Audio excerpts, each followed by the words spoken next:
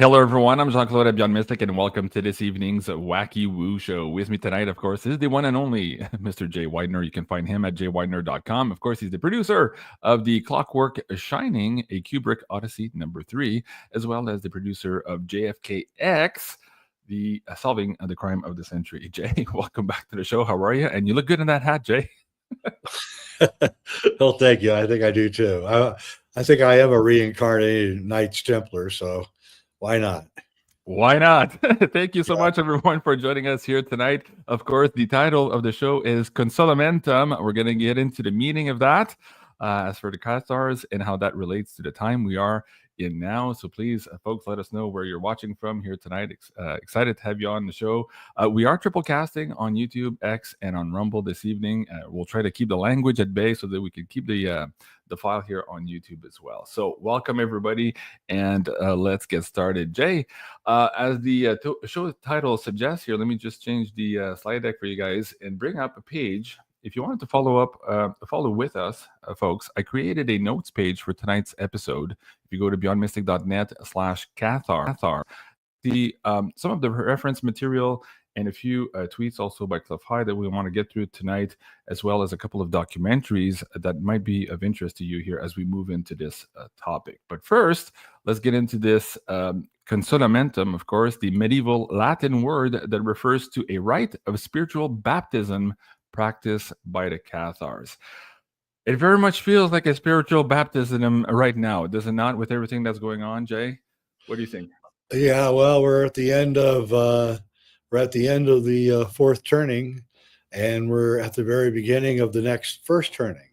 And as every fourth turning to the first turning has been absolute craziness from 1945 to 1947, 1865 to 1867, back into the 1700s. So in every 80 years, we go through this big, huge change. It's related to the orbit of Uranus.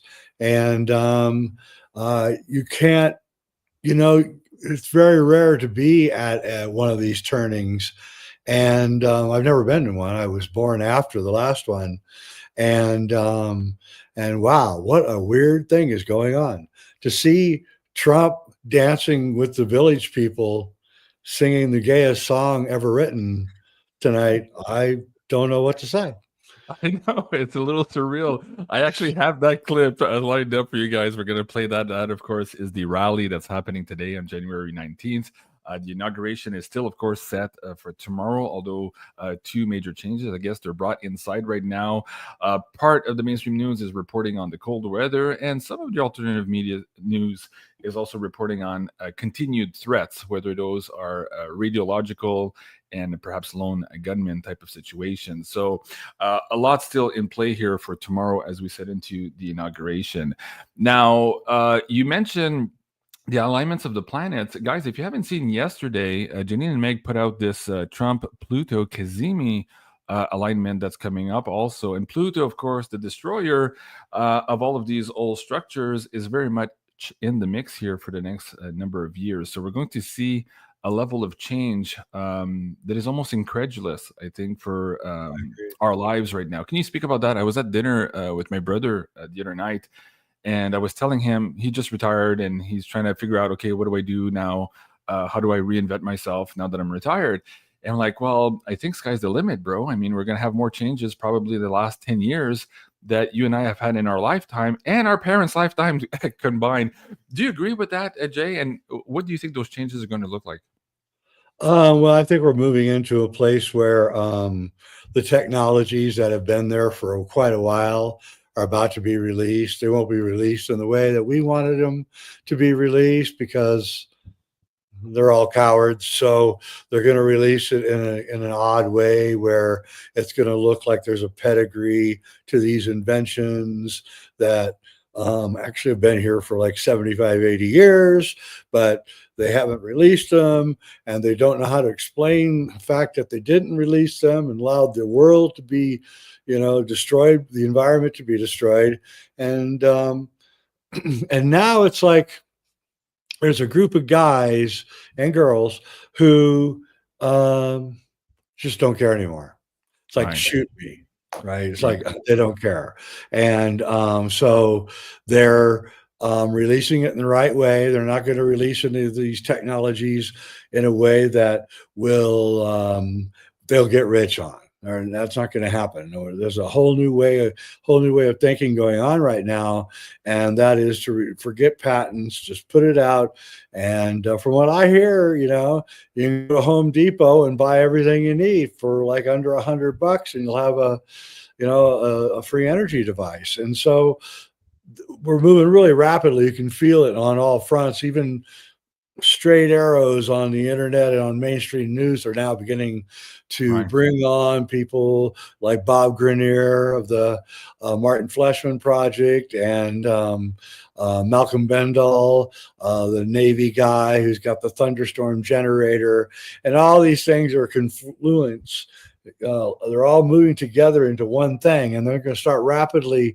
There's The Great Wave is a new book that's out. I forget the author's name. He's an Arab guy. Really, really good book about how this confluence of technologies is now merging together, where technologies that have nothing to do with each other are now going to start working together. In other words, people that are going to start putting things together that are so exotic and strange that it's going to change everything. And the thing is that the United States is, well, they say $35 trillion in debt, but really it's more like 100 trillion if you actually take in Social Security and all of our obligations and everything. So there's no way out of this except for this way. So it's just happening. And then there's guys who are involved in these black projects who are, beginning to be contacted by people who are saying, you are working on illegal projects. You are in violation of the RICO Act. You are working in secret and making a profit at it, and you didn't even pay for it. The taxpayers paid for it. Right. So all of this is happening all at once. Is really exciting. I would say that as far as you're going to really start blowing up here. That's what I predict. And I predict a lot of the alternative media that has the guts to actually put up people that are talking about these things are just going to become to the top. Because who wants to watch videos about the Ukraine war or Gaza or any of that when you can watch videos about hopeful future that we're building? Right. And that's what's going on here. And with the people that Trump chose, which I think are the best cabinet choices of my entire lifetime. It was so funny watching them in front of the Senate. Their IQ was about 5 times higher than the senators, and the senators are like, actually, you could tell they did not actually understand what was being said to them. In a lot of cases, they're like trying to hide it, and they're good at hiding because they're politicians. But they didn't really get it, and they were being schooled by every single one of those people. And here's the thing: if you want a successful revolution, you're in your late 70s, then you do exactly what he did. You choose people in their early 40s, and across the board, because now they're going to be here for 30 to 40 years. So it's a solid thing he's doing. It's selfless, and it's actually the exact opposite of what everybody said he would do. So really, I anticipate a lot of danger too, because the people that don't want this right now, they don't know what to do. They're completely quiet. They boarded up Washington, D.C. and New York City on the day of the election. Clearly, they're leftist cities, so they thought they knew Trump was going to win, and they boarded him up because they thought the leftists would riot. But the leftists have what I call they're fatigued. They've been so angry for so long that there's no fight left in them, and it'll come back. Don't get me wrong. But they're not done fighting. It's do or die for them. But they are in bewilderment right now as to what's happening and why their old playbook isn't working anymore. You could tell they're all kind of flustered and frustrated with the situation. Keep going. Yeah, and I have relatives wrote me after the election saying that they wanted nothing to do with me anymore. Mhm. Like apparently they read my Facebook post or my ex post or something, and I wrote back and said, "What makes you think I want anything to do with you? I mean, I was just being nice to you, you know." Right, right. So yeah, we went out to Thanksgiving dinner, and I was polite to you. That's what you're supposed to be doing, Now, if you Right. don't want to see me, that's fine. Yeah. It's no big thing. In fact, I don't have to hear your stupid stuff anymore. But anyway, so I'm really happy about what's happening, and but I know the dangers that we're in, and now that Trump moved everything indoors, I'm sure he knows the dangers that he's in, and where we're going, I don't know, but I would look for the most amazing litigation. You've Uh, ever uh, seen? because here's the thing, they put Trump through holy hell with the lawfare. And then they Yeah. threw Bannon in jail, a 71-year-old guy. They threw him in jail with 4 months and he had to serve the whole term, even though I'm sure you could have gotten out on good behavior. And by the way, they don't want you in jail. Jail's expensive to the government. So if they can find a way to kick your butt out of jail, they will. But they didn't with Yeah. Bannon. And now Yeah. Bannon's just gone completely crazy. I love it. Don't get me wrong, but he's gone completely crazy. He's like Spitfire warrior, and he's out for blood. And he has Trump's ear, I'm pretty sure. So I would say there's a lot of fireworks about to happen. I would look for people to run and hide, and the next big thing will be the confrontation with the mayor of Chicago and the Homeland Security people. So they've got to let Trump's appointees in. There's no way they were clearly very superior people. So I don't think so. I think we're in for. Uh, this is the beginning of the first turning, and also the change of the ages is at hand. So it's Right. like a whole bunch of things all coming together at once. And for those of us alive to watch it, it's like, yeah, baby, this is awesome. Yes, So, indeed. Well, thank you, Jay, for that intro.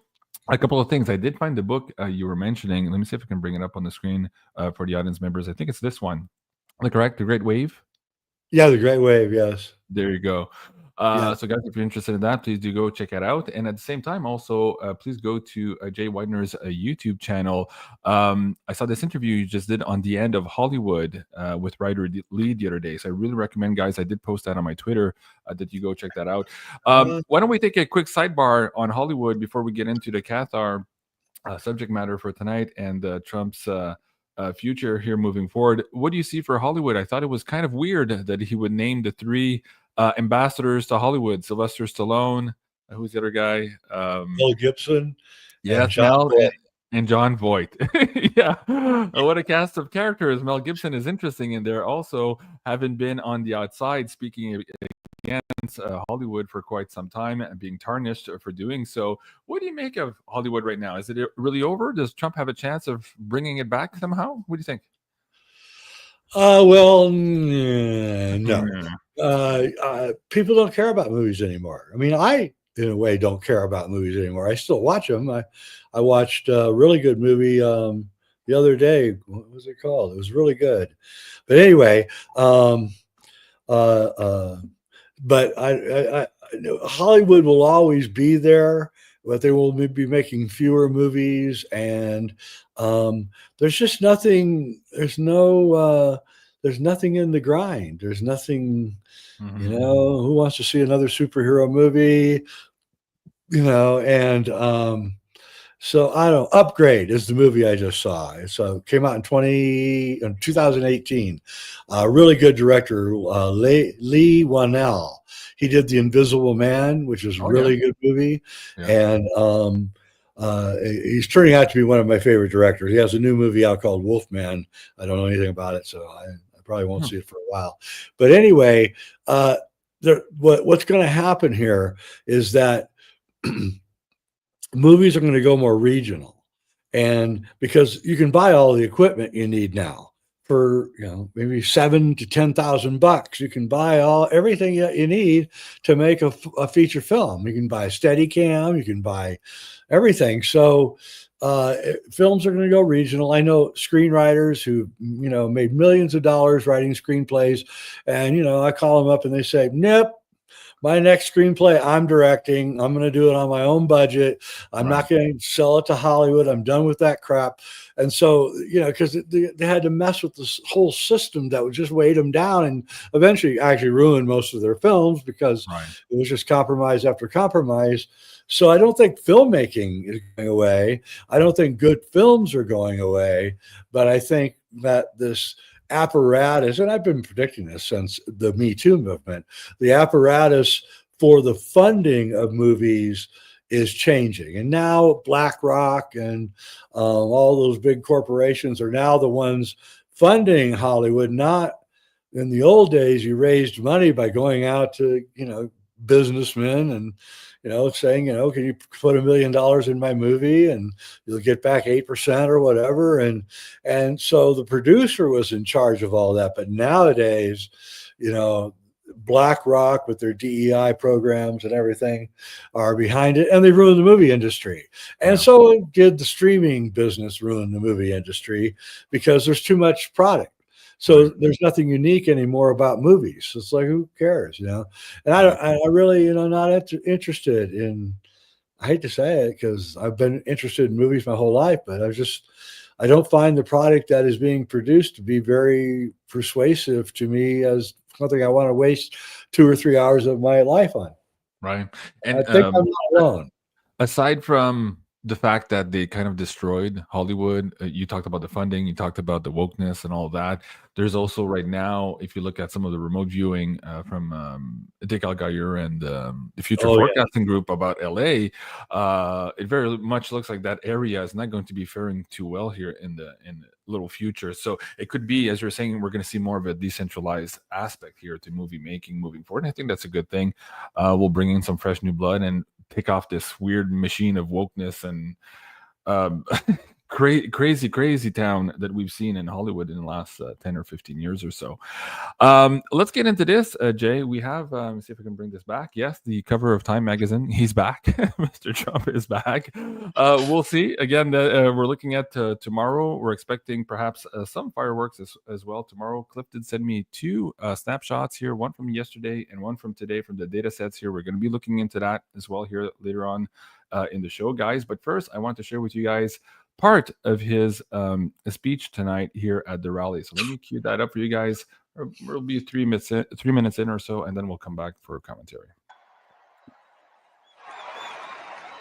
Now, after all we have been through together, we stand on the verge of the 4 greatest years in American history.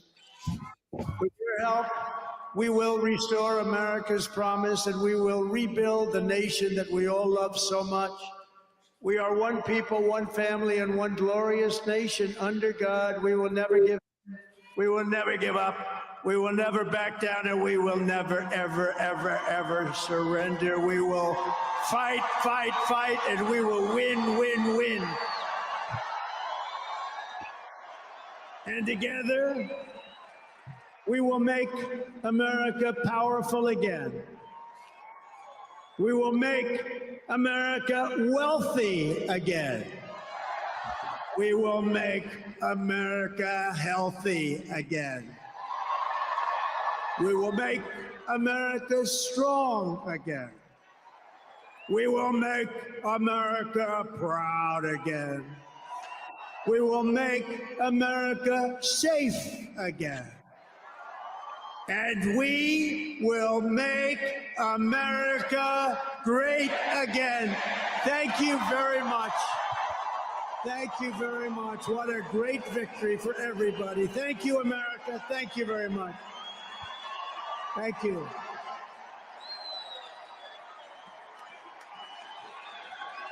We'll listen to a little bit of Village People here.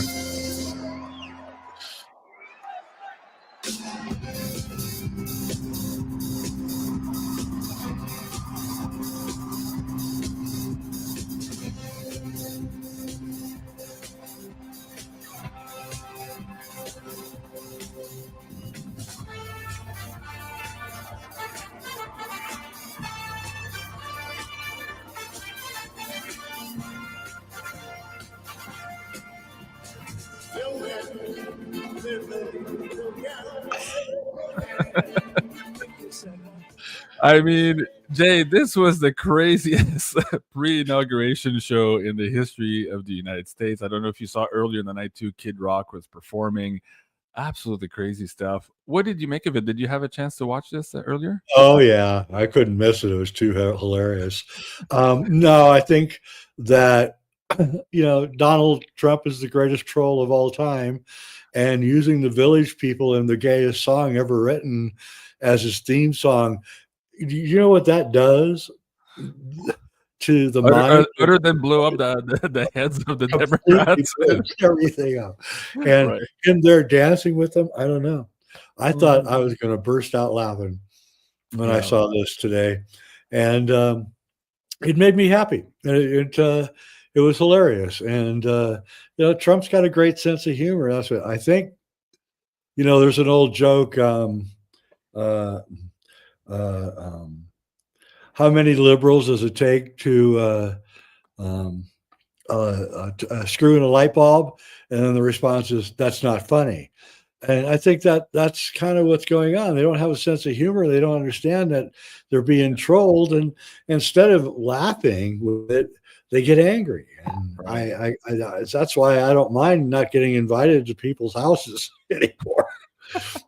So this is hilarious. I mean, the funniest thing I've ever seen. I mean, Very quickly, though, have you seen a lot of people having trouble mentally with this new presidency coming in, the Trump tariffs, the North American kind of union he's talking about? I've seen a few of our normie friends really lose it in the last couple of weeks, and they just like shut down. They're kind of like in a ball, like in the fetus position. They can't deal with this reality at all, even though you and I and other friends have been telling them it was coming for so long. They can't take it right now. Do you think they have chance of waking up? Like, what do you think? no, no. What's happened is that they believed their media, the Rachel Maddows and everything, for 8 years, and then it all blew up in their faces, and we weren't Yeah. watching any of that media, so we didn't know what was going on over there. I know I certainly wasn't, and it wasn't really until after Trump won that I started looking back at what the other side was actually watching, to realize that, oh my God, they have a completely different view of what's happening here. And they completely thought that Kamala was way ahead. And then when it happened, they came to the absolute realization that the pollsters that they watched, the shows that they watched, the newspapers that they read, everybody was wrong. It was all a lie. So we're in this position now where they are literally have to remake their reality. Some are ahead of the others. Cenk Uygur has, he's gotten out in front, and Zuckerberg has gotten out in front, trying to get out in Big front. rebrand. Yeah. But we don't believe them, and we welcome you. Come on in, but you sit in the back row and you listen. Because we're not listening to anything you said, and we don't forget what Cenk was saying about us 8 years ago. It was awful. Exactly. And it's fun, and I've never had more entertainment in my whole life. So that's why I don't need to watch movies anymore. Right, exactly. Okay, guys, let's get into the Cathar segment. Again, if you want to join us, beyondmystic.net/Cathar is the place you want to be. A couple of links there to the documentaries and also this reading that Meg and Janine did maybe last week here on the subject matter as well. So I'm going to play a clip for that, and I'm also going to play a clip here from Paul Wallace's documentary here, The Cathars, The Truth Untold. So let me start there. We have maybe 2 or 3 minutes to listen to here. Paul Wallace, you can find him, of course, at The Fifth Kind here on YouTube. I had him on the show last year with Jay in the same series. We were talking about the Elohim and the angel deception decode. If you haven't seen those episodes with Paul, please do go back about a year in the feed here and you'll find that one. So let's listen to what Paul has to say here to set up the context for our conversation here on the Cathars. Do you ever wonder if your occasional flashes of genius are actually being fed to you by another version of yourself, a higher self, or your subconscious? Do you sometimes feel that you don't really belong here, that your true home is far away among the stars? Do you sometimes feel that you have memories of another life, or that you may have been a different gender in another life? Do you feel deeply that the genders are equal, including with regard to leadership? Do you believe that animals have souls and feel so compassionate towards our fellow animals that you really struggle with the idea of eating them? Do you feel that you are sharper, more alert, more creative, better able to think clearly when you fast or eat more lightly? On a more theological note, do you, like me, believe that the God figure in the Old Testament is really a very dark, violent, and anti-human presence in the biblical story? Are you, like me, disturbed by the way the cross has been used through the ages as a symbol of empire, colonization, enslavements, and all kinds of violence? Do you, like me, believe that spirituality or a life of prayer can be expressed without the need to be sucked into religion or churchianity? If you think some or all of those things, then right now you are in the flow of Cathar thought. To some, these ideas may seem rather obvious. To others, these kinds of ideas are an assault and a threat to orthodox religious belief. In the 11th to 13th centuries, these ideas and the people who held them were so threatening that 19 successive popes dispatched armies for more than 100 years, chiefly to the south of France, until as many as 1 million people, men, women, and children, had been wiped from the face of the earth. And not just for believing these things, but for living in the same town with people who believed these things. The Cathars represented a spiritual tradition which flowered in the 11th to 13th centuries in Italy and in the Languedoc in the south of France. Their beliefs and their way of life differed from those of medieval Catholicism. In a Europe rife with crime and violence, Cathar communities became renowned for their peaceful, productive, and egalitarian life. In fact, Cathar communities were so functional and healthy that their neighbors referred to them as the Cathars, which means the pure ones or the good people. But there was something about the Cathars which the Roman Catholic leadership of the 13th century regarded with such horror and contempt that a papal campaign was launched, a military campaign that lasted more than 100 years, a campaign prosecuted by 19 successive popes determined to assassinate every single Cathar in Europe. When the papal campaign arrived at the town of Béziers, the military forces had a problem. Now, Béziers was a town of around 20,000 people, among whom about 200 were Cathars. And so this threw up the obvious question: how do we tell which are the Cathars and which are the regular Catholics? The military command of this assault was a Benedictine monk, not the sort of person you'd expect to be leading an army, but indeed he was, and his name was Arnaud Almaric. When his officers approached him to say, "How do we know who to kill?" his answer went down in history: kill them all. God will recognize his own. That gives you some idea of the sense of urgency in this 100-year campaign. Kill them all and let God sort them out.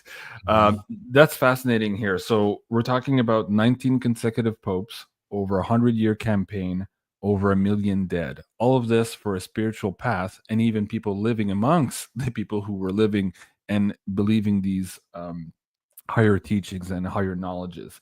Now, in history, we've seen this happen time and time again, whether that was the Taoists who seem to be eliminated per the king's reign, whether it's the Cathars in this case, or more recently in our time, the truther community through this whole censorship apparatus, the deplatforming, being removed from the economic exchange with their fellow humans.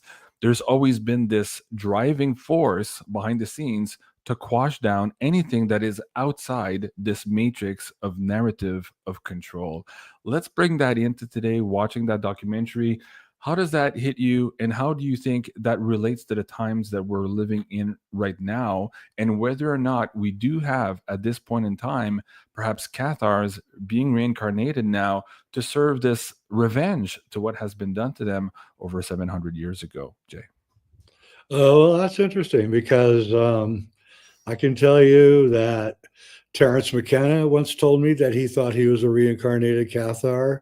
I've had several people that you would know, but they're still alive. I don't want to speak for them because they told me in private, but they thought that they were reincarnated Cathars. And I myself think that I am a reincarnated Cathar from a series of dreams I had in my late teens, in which I could not explain anything that was going on until later when I found books about the Cathars and started reading about them, when finally it all started making sense. As for the siege of Béziers, the Simone de Montfort called the mayor of Béziers down. We had 60,000 troops surrounding the town, and he called the mayor down and said, just give me the 200 cathars and we'll call it even. We'll go on. And the mayor said, no, they're our neighbors, they're our friends, and we can't do that. And I'm sorry. And so Simone de Montfort went into Béziers, killed every single person. They finally grouped themselves up in the cathedral with like 4,000 people stuck in, crammed into this cathedral, thinking that the Catholic army isn't going to burn down their cathedral. But no, they did. They piled wood all around it and lit it on fire and killed everybody in the cathedral. And this was just the beginning of horrifying series of actions that went on for over 30 years. And like what's his name just said, Paul, over 100 years. I mean, there was another 60 years after the siege of Montségur, when, they just kept going out after him, the remnant population. And do I think there's a link to what's going on today? Yeah, I do. I think that starting in the late 60s, a new mindset, and I was there to witness it, a new mindset began creeping in. It scared everybody in the establishment. And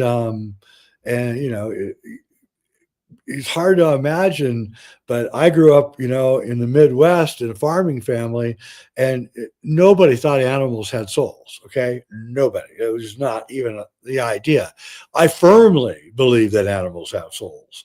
I have a lot of animals around me, and I can tell you that they come from some kind of long incarnation tradition, and they each have their own personality that they seem to come with them, so no, I completely think differently than my father and my grandfather, who were hardcore. My father was a farmer, but my grandfather was, and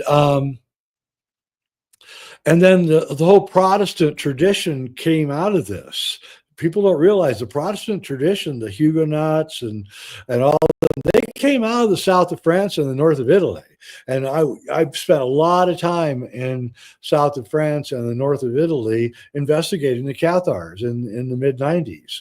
I had a benefactor, and he thought he was a reincarnated Cathar too. He's very wealthy, and he funded my trips to France and Italy, where I went to all the famous Cathar sites. I got them all on film, and fascinating adventure.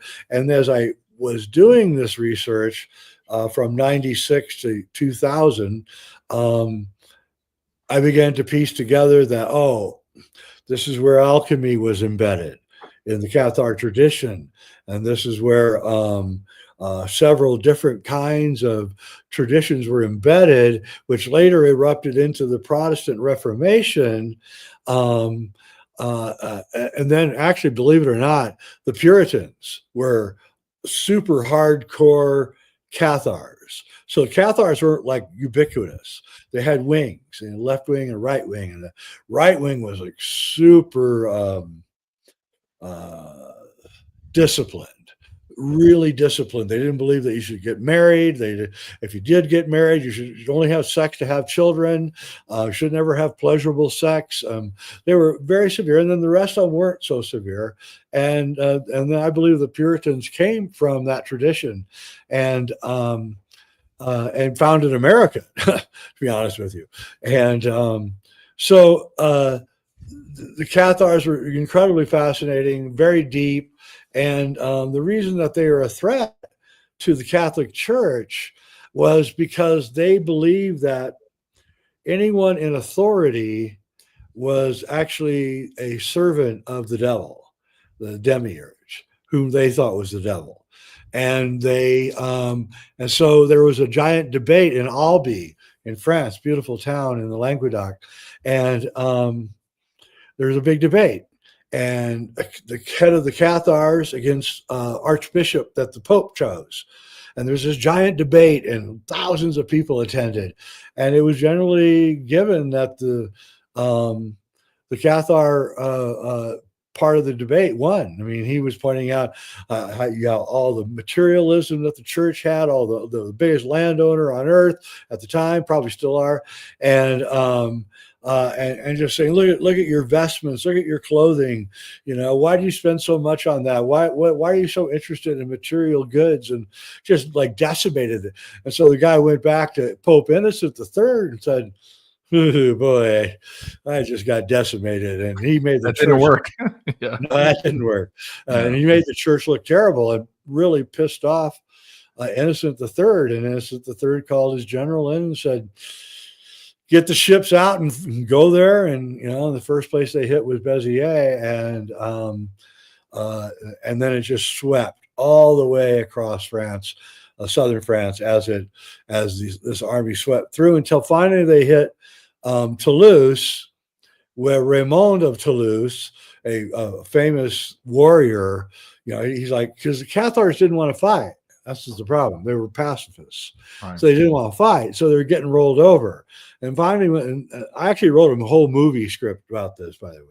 And so when you're making me come on the show, I had to go back and do all this research because I couldn't remember what I had done 20, 30 years ago almost.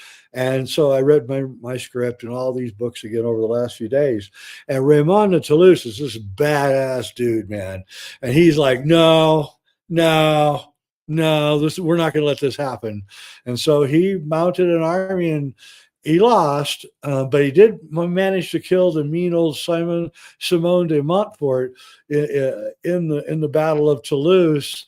And again, they lost. And then this became the route that created the final end at Mount Ségur, which, the Cathars thought was a remote place that they could escape to, but, people gave them away. And finally, the Roman army surrounded them at Mount Ségur, where for over a year, I've been to Mount Ségur. It's an amazing place. And then eventually 230 or 40 Cathars gave up. There was no water and there was no food, and they were starving to death. And they came down the mountain, and they were all burned at the stake in a very horrifying fashion. Yeah, Raymond, the Count of Toulouse, was the hero of my movie. Yeah. Well, first of all, I encourage people to go and watch that. Where can they find that still, Jay? There is no film. It was a screenplay. Okay, I see. It was deemed that would cost in 1999, it would cost $150 million to make. And oh, wow. Well, everybody actually liked it and really wanted to do it. It was, how do you get 60,000 Catholic army to fight 30,000 Toulousians, and it would have been an battles. epic sandal and sword movie. Yeah. We would have needed what's his face, who just re-recorded. What's the last one that just came out? The part 2. What am I talking about? You and I talked about this.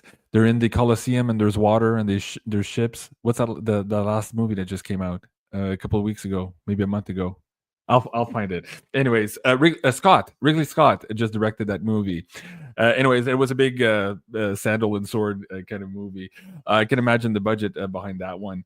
Now, the Cathars apparently here if you go back in history, you talked about the reincarnation process. It's very possible that we've seen this thought, this idea, this way of being re-emerge over the yugas of time, and that every time they emerge, they were a threat to the power structure at hand.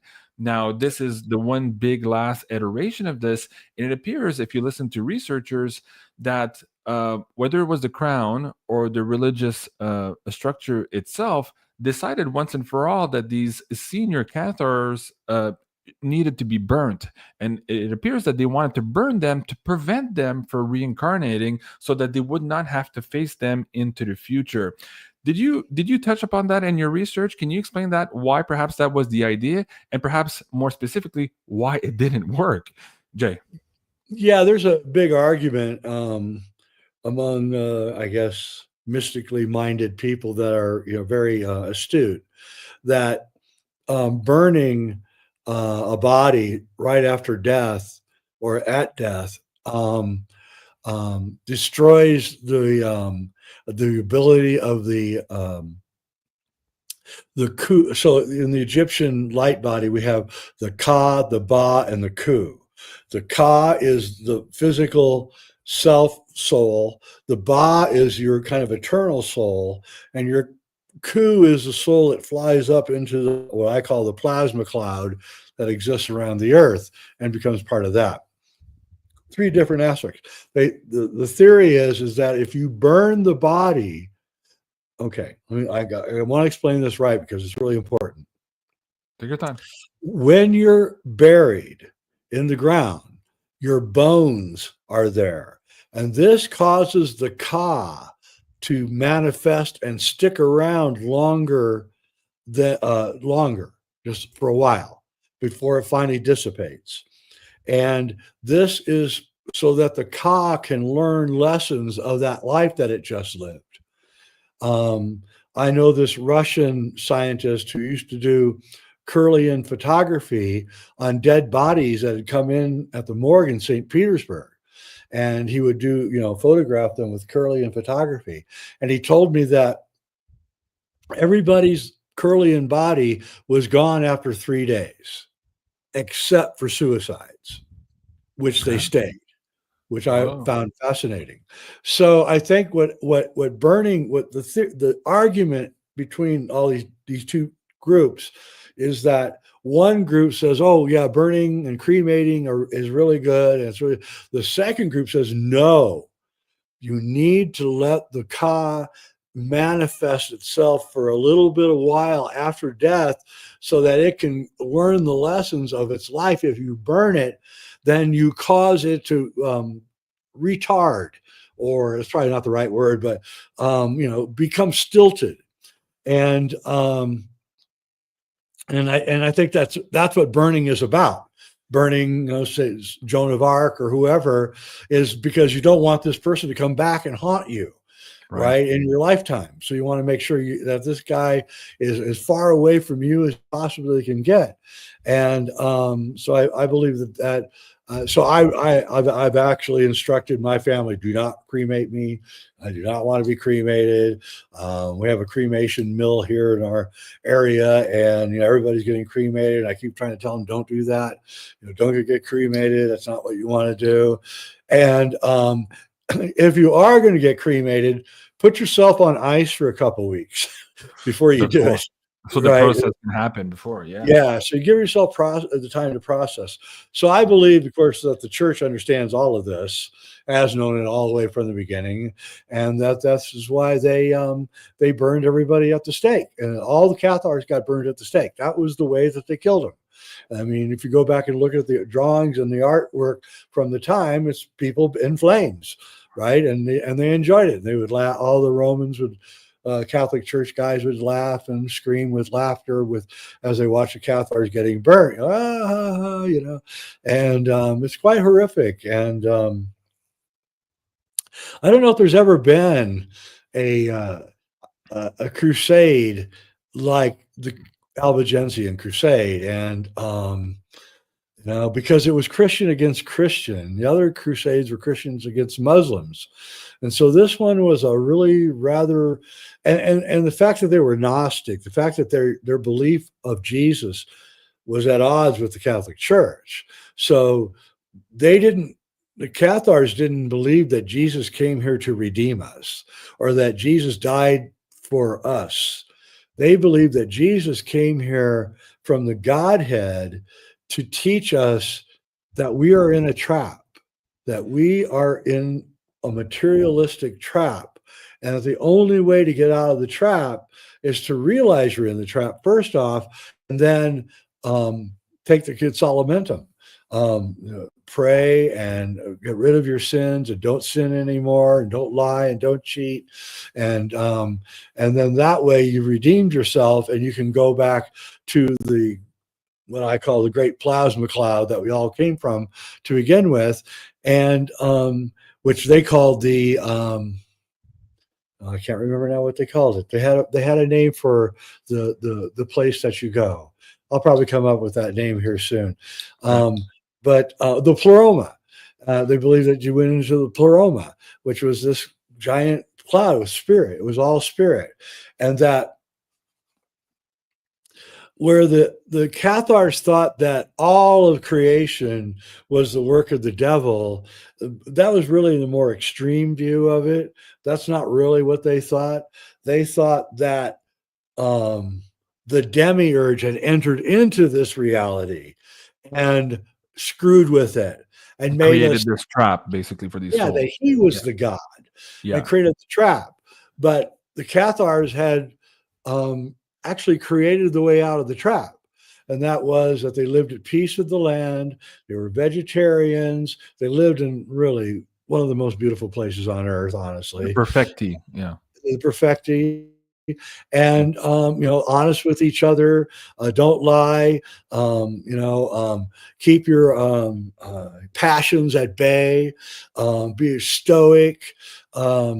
Don't when you're struck, don't strike back. There's no point in getting in a fight. And the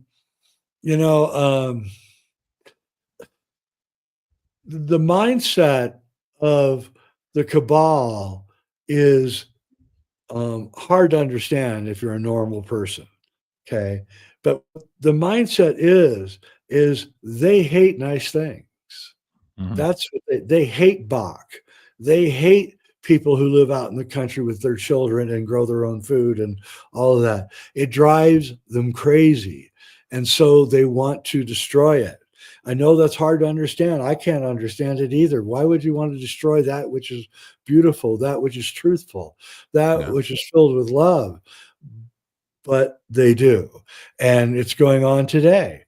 Everywhere we look, we see these giant forces at work trying to stop families from being happy, trying to stop people from celebrating Christmas. You can go on and on. You get on the internet and just look at what there's this group of people that wants everybody to be unhappy.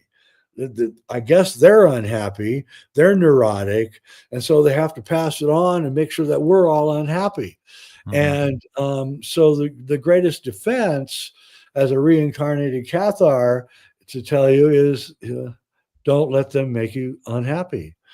Be happy all the time. And when they try to make you unhappy, try to do everything you can to show them that you're not unhappy. And I heard a fascinating near-death experience the other day. This woman, she was feeling very ill for a couple of weeks, and then one day she went into the bathroom and she fell and she hit her head really hard on the toilet, and she died. And she was dead for, I don't know, like an hour and a half, 2 hours. But when she died, she said she went to this place, and the first place she went to was this room filled with these dark demonic creatures who were telling her how ugly she was, how horrible her life was, how terrible she was, how many lies she had told. And she said, no, I just kept arguing back with them. No, that's not true. No, that's not true. I didn't do that. You're just making that up. And she said, after a while, they got fatigued and they left. and left her alone. And then she had this amazing experience in the afterlife and really cool story. But it's interesting that the first thing that she hit were these demonic, archonic energies that want her to feel bad, that want her to be unhappy. And the best weapon we have against these demonic creatures is to love them to death. You know, just tell them how much you love them all the time, and they'll go away. They don't want to hear it. No way. And this is the forces that killed the Cathars. And the same forces are at work today. We just watched them. We've been watching them now ever since 2020 with the what started. In a big way. And face it, they want us dead. I mean, I'm sorry, but there's no other way I can look at it. They don't want me here. They don't want you here. They don't want us here. Why not? I don't know. Because we can make a better life here, but it has to have it has to be decentralized. It has to be with discipline, and it has to be with love, truth, and beauty. And those were the values that the Cathars had and what they possessed. And they loved their animals, and were horrified when the Catholic army came in and killed their horses and their dogs and their cows. And, they would go out and mourn over them at night, crying. And then the Catholics thought that was really funny. Yeah. They think their cow actually had a soul, right? And so this is the kind of values that we need to come back to us now. And I think they're coming back. I think that we are. I love the whole idea that I'd never heard that story, by the way, until you told me about it, about the Cathar that predicted they would all come back in 700 years.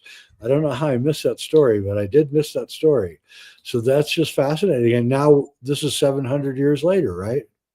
Yeah, exactly. Well, I don't know that they had predicted, although some researchers are suggesting that perhaps the war that we're in now is a 700-year-old war in the making, and that somehow all of those who died on the fire had their long sleep, so to speak, were able to reintegrate, whether or not they were not supposed to come back and fight this war. Apparently, they're in here now. I'll get into exactly that because Meg and Janine did a poll on that. I'll play that clip in just a moment. But before I do so, you mentioned the Languedoc region. We talked about the Basque region, I think you and I in a previous show, and how it is a hotbed still to this day for negative blood types. Did you, across your research, ever put them together, whether or not the Basque were predominantly Rh negative? Did that come up in the research at all? And does it make sense that people are bringing that together even now in the chat? Yeah, no, they are. And they're very unusual genetics with the Basque people. And, their legends that they have are that they came to the south of France and Spain after a gigantic catastrophe happened. And when you look at their language, it's very close to Quechua in Peru. And the Cross of Henday predicts that, in the catastrophe, you go to the caves in Peru because they're up so high that you'll avoid any flooding, and the cave itself will protect you from any atmospheric things. So, they very well could, because they do have the kind of that olive skin and the dark hair that the Quechua have from Peru. And so the Basque are very interesting people, and they have their own creation myths that are very, very amazing. But I don't think the Basque are associated with the Cathars. Cathars were further east from the Basque. The Cathars were really Alsace-Lorraine, Languedoc. My family came from Alsace-Lorraine, and they were a mixture of really French and Germans, kind of. And they had that kind of the French mysticism with the German Stoic attitude. And so it was a strange combination of Stoicism and mysticism, and incredibly fascinating culture. And Rowan, exactly. Mm-hmm. And there was a good movie about that too, by the way. So anyway, that's where this all came from. And and I think, with the new revolution that's going on right now, appears to look like it's a kind of a Cathar revolution, a denial of the demiurge, a denial of his authority, a denial of the people who support him and what he does, and a thorough thrashing of the religious landscape that's going on right now. Okay, so again, the story of this recurring theme, or the counterbalance perhaps to this demiurge and the trap, there seems to be a family of souls that have been reincarnating through time. We talked about briefly earlier the Taoists also, who have some of the same kind of practices, and who often in the time of war are the first ones to be eliminated here because they hold such powerful knowledge. And again, here are the Cathars holding this knowledge against this, what they call the trap, was detrimental to them here moving forward. So is the same case now for the truthers, the investigators, the people who want the truth now, who want peace, who want the beauty in life and the joy in life to come back, right? We're all on that same track. So let me play this a clip. This is Meg asking Janine. This was in one of our pay-per-view shows. I believe it was Thursday. And a big thank you to Meg for subbing in for me this week on the pay-per-view. She did an amazing job. I was subbing in for Coco. Guys, if you didn't know, Coco was on vacation, so we kind of all alternated the jobs here between the team so that we could still produce 24 episodes this week. So big thank you for Meg for stepping in for me in that show on that day. So let's play this clip here and we'll come back. Here she's asking whether or not... she's already asked in the first segment of this, and guys, the links are in the show notes. If the Cathars are indeed back right now, and if these souls are starting to remember their mission and why they're here right now, the answer was a big resounding yes, if you look at the previous poll. But on this second poll, she's asking, will they win this time? Because in all of those previous incarnations, they usually end up dead in the dungeon or burnt on a fire. And we wanted to know here, does it change this time? Is it the astrology? Is it karmic? What's about to happen right now? So let's hear about this poll. Will the Cathars win this time? Let's take these all up for that one. Because that was freaking brutal. 700 years ago, burned at the stake, all these kind of tortures for doing natural spirituality. Wow. Which a lot of us, I think, have had past life experiences in those times. I notice that comes up a lot in readings that I do. Mm-hmm. That's a big thing in our community. People watching our shows, they very much resonate with this message. And it does come out in the readings, both the astrology and also the tarot. Very spiritual, two really spiritual cards.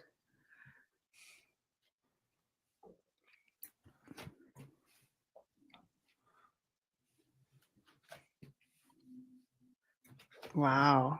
So as a reminder, the question was, will the Cathar win this time? Oh, that's incredible. Oh my God. Yeah. So I'm going to go with yes.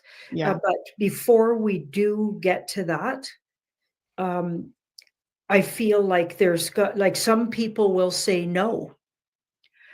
Okay, some people will look on the outside and say no. I feel like in our soul and spiritually, we'll definitely win. We're already winning.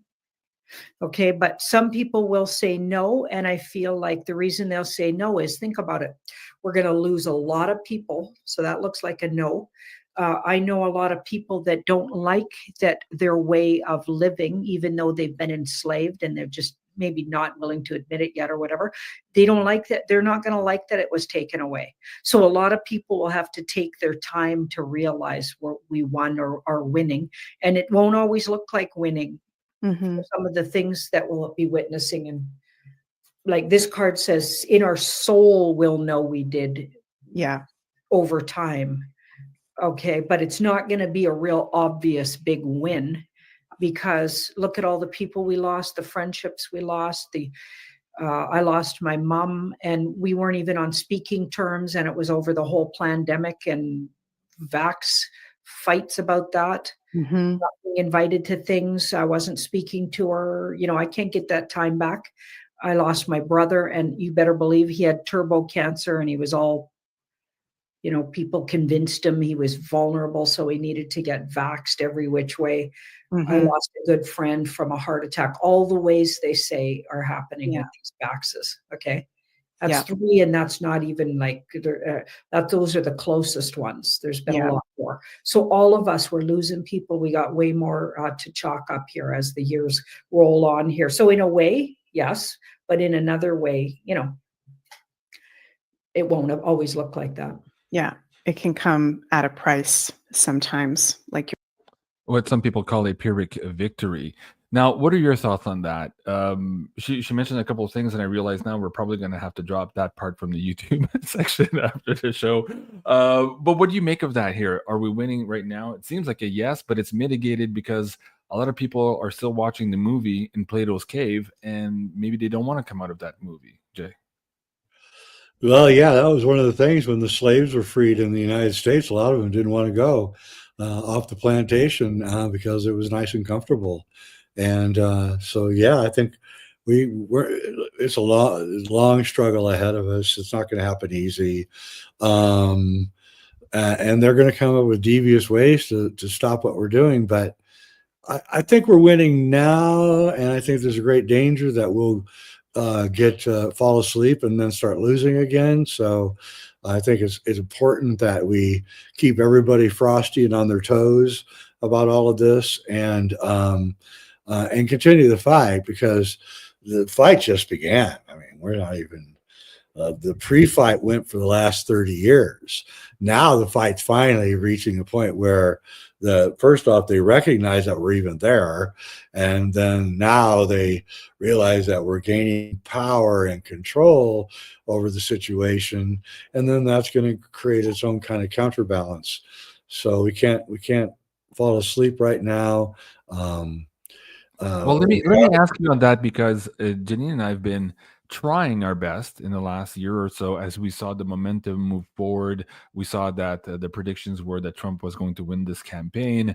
We still wanted to warn the audience members not to fall back into this sense of complacency that, oh, the White Hats have it all, they won, they have it all, don't have to do anything basically anymore. And when we do bring those warnings up, we often get, oh, you guys are fake pretend patriot, you're anti-Trumpers, or whatever derogatory term you can come up with. Yeah. But no, we're like, no, we're encouraged about what we see, but we very much need to be implicated here every day, every minute of every hour moving forward to make sure we keep their feet to the fire.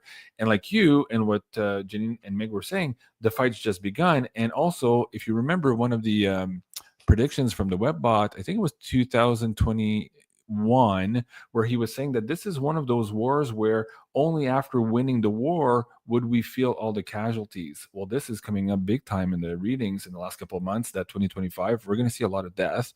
A lot of that is an echo from the last couple of years. And there's also the death related to the killings that are part of the melee that is developing right now.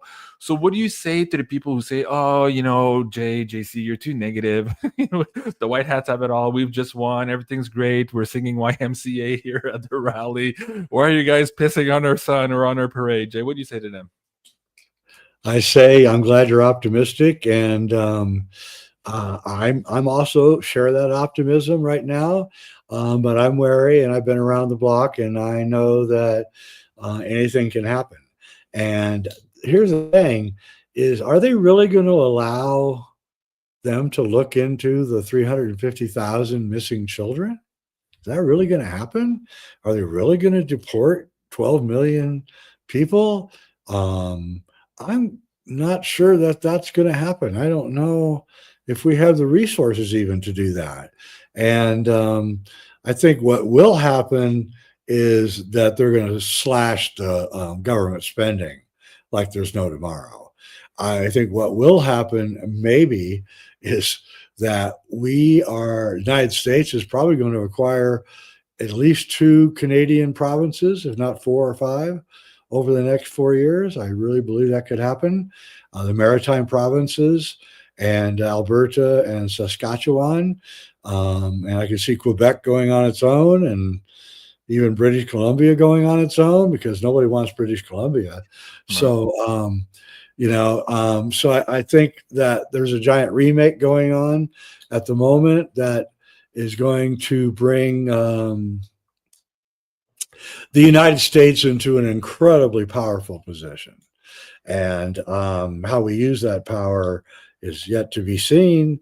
It's just never seen so many changes going on in my life as there are going on right now. And not all of them are positive. So we have to be really careful because there's a lot of weird stuff going on, especially with the drones and the plasma objects that people are seeing. And, 2 reports came out in 2024 by mainstream scientists saying that there are plasma orbs in the atmosphere. They're sentient. They show intelligence, and they may even be a danger to airlines flying in the sky. So there's like this. This is the biggest change in attitude and politics and everything that I've ever seen. I would say that we're going to shrink the government. We're going to bring all the troops home.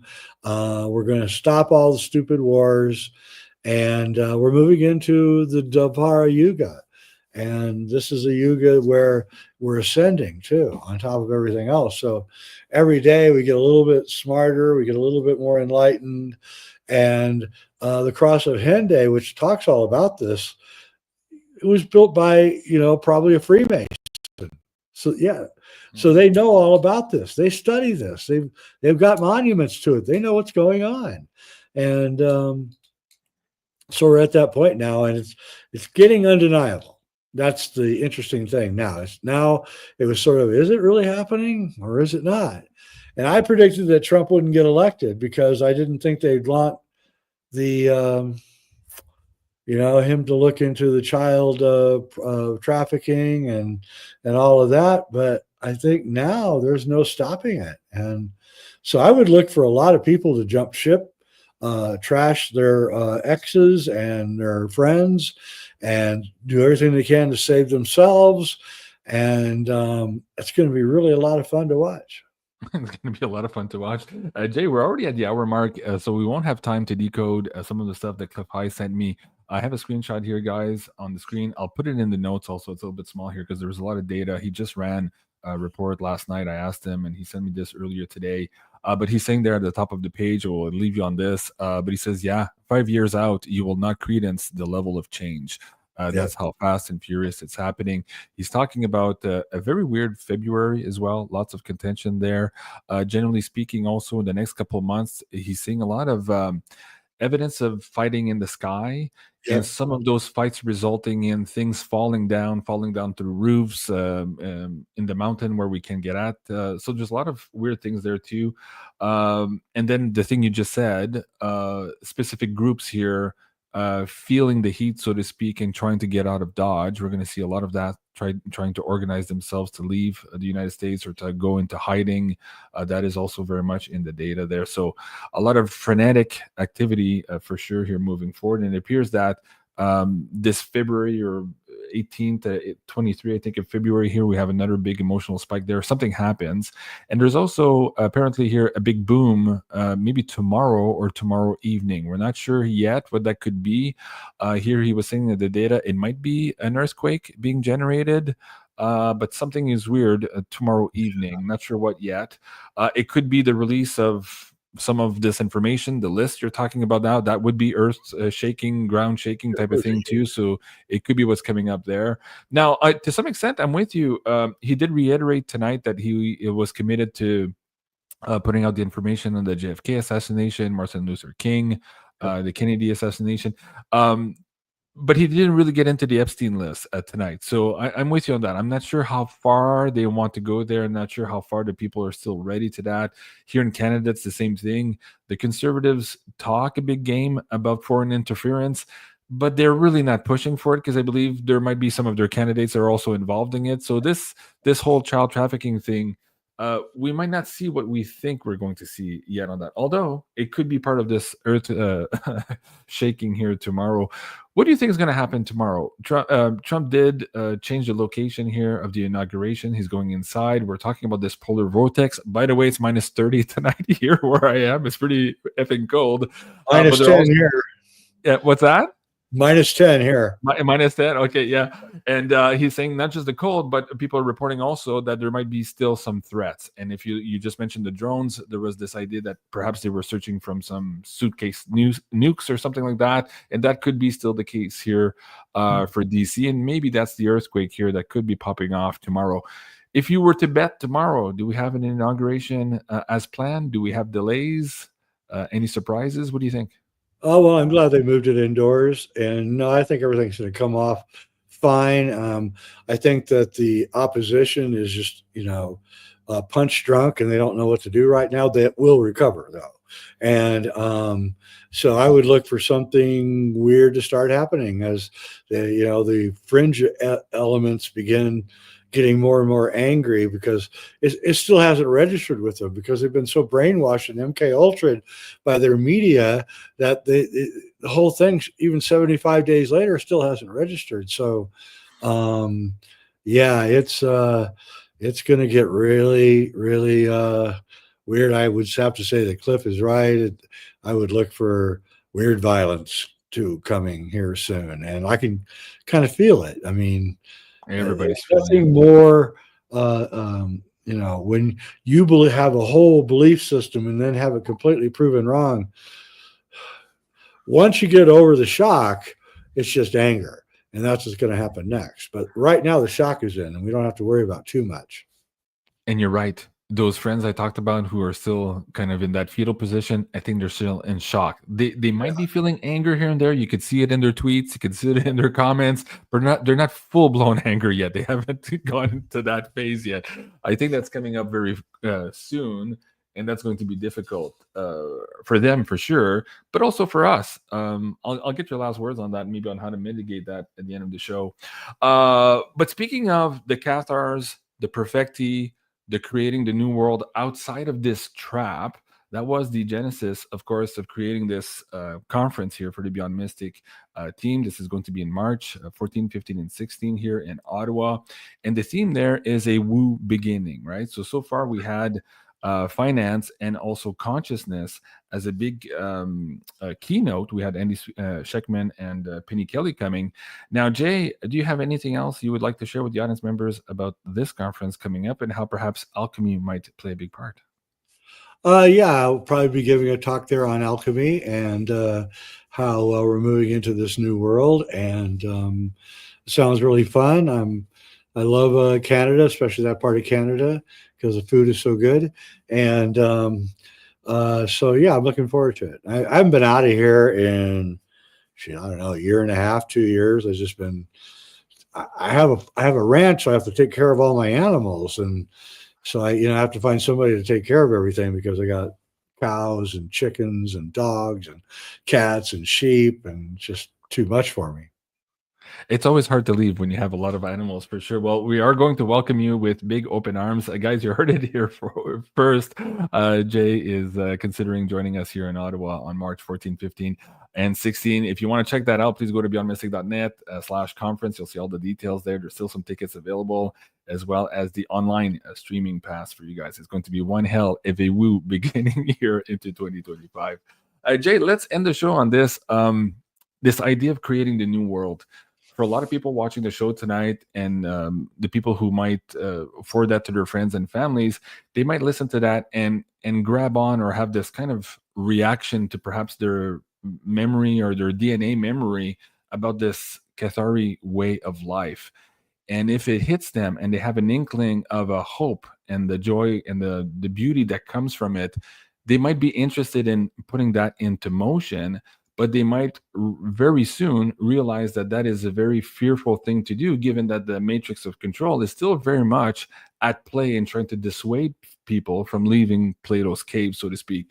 So let's talk about the courage it takes, and what message would you have for people here to use courage to move forward in those ideas and philosophies of the Cathars and how that can very much help us not just break from this matrix of control, but create the new for ourselves moving forward. Jay.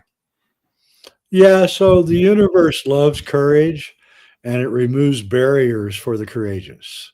And so, by being courageous, you literally break down the matrix of reality and it like begins to like almost respect you.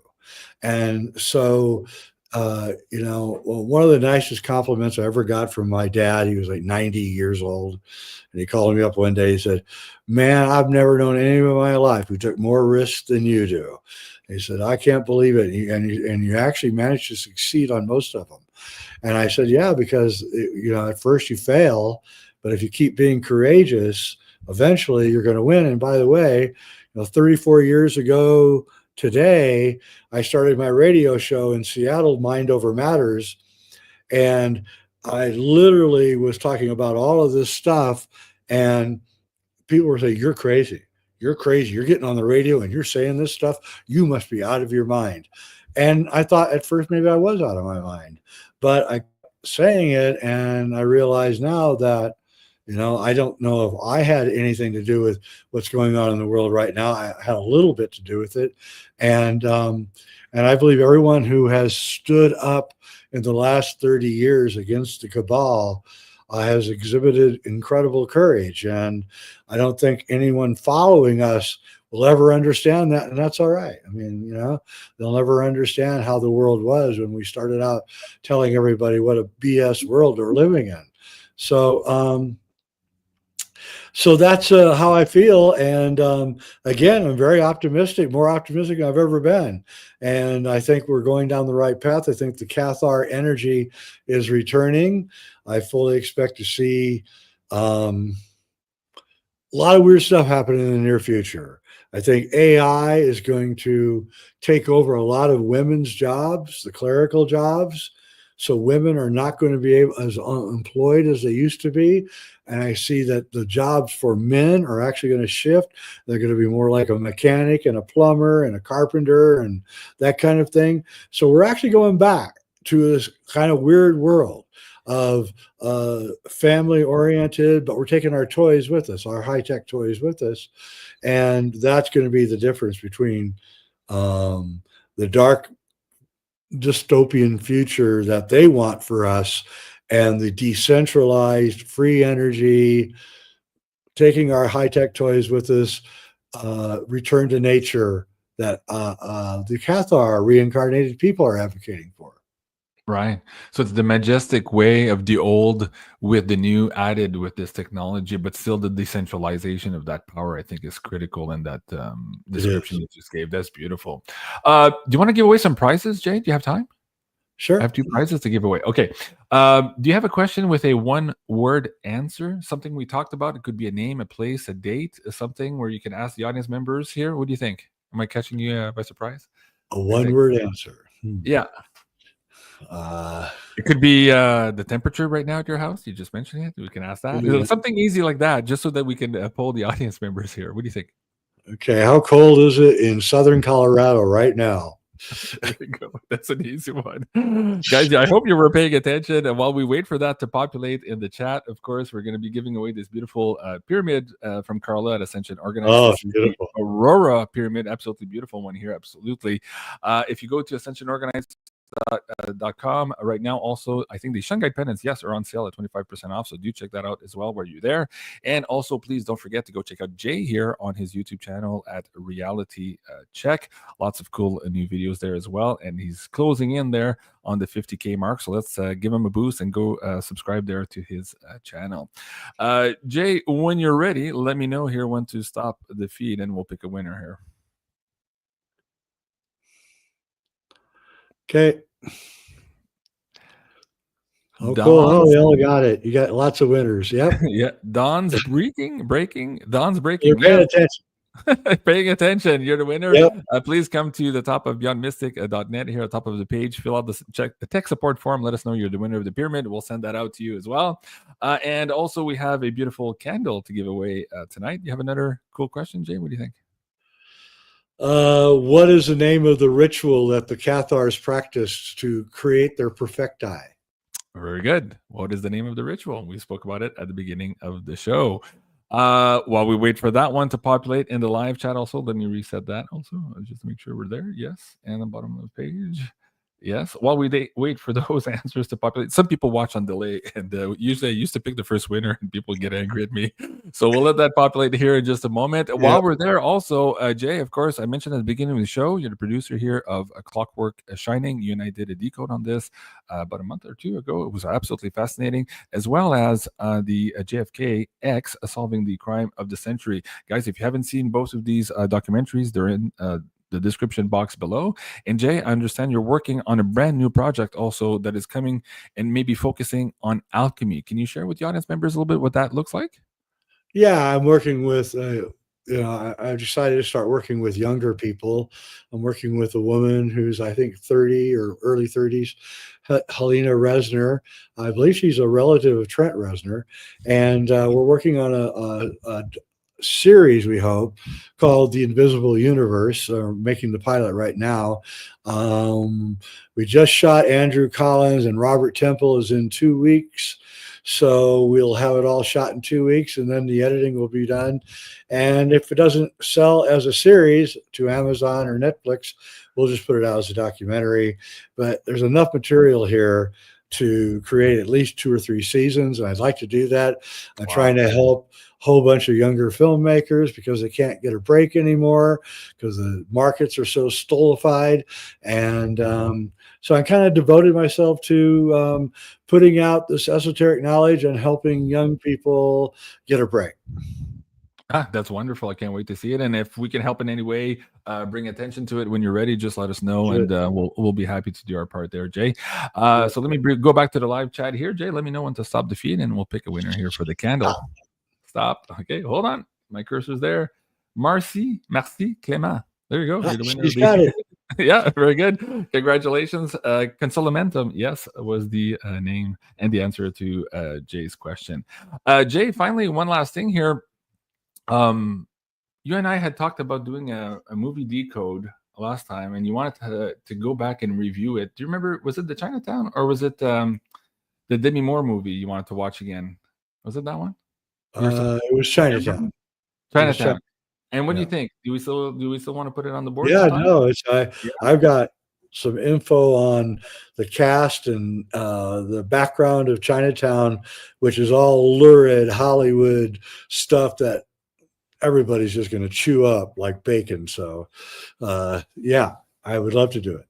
Okay, that's cool. Guys, in the meantime, of course, if you're looking at getting a better night's sleep, please do check out Pure Sleep here. The coupon code is Beyond Mystic. I'll get 15% off there. The links are in the shop page here on Beyond Mystic, as well as the C60 gummies also there at 50% discount. Same discount code here, Beyond Mystic. Neutralize those oxidative radicals and rebuild your body here for the fight to come. If you're a Cathari or a Cathar joining us in this new crazy woo world of ours, please do go check it out at beyondmystic.net/shop. Thank you so much, everyone, for joining us here tonight. This was the Wacky Woo with Mr. Jay Weidner. We'll see you again tomorrow for the weekly schedule here on Beyond Mystic. I love you guys. Have a great evening, and we'll see you soon. Au revoir.